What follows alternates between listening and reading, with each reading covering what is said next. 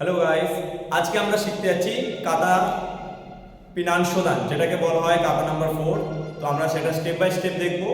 এটা তোমরা ধৈর্য ধরে একটু দেখবে, একটু ভালোভাবে দেখবে, কারণ এখানে একটু আলাদা আলাদা গাছি আছে আর ব্লগগুলো অনেক কম্পিটিশনের সাথে করতে হবে। তো তোমরা আস্তে আস্তে দেখবে, যদি না বুঝতে পারো ভিডিওটা স্লো করে দেখবে।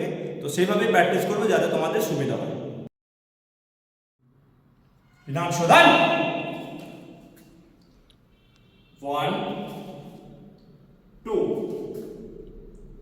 3 4 5 7 8 9 10 11 12 13 14 15 16 17 18 19 20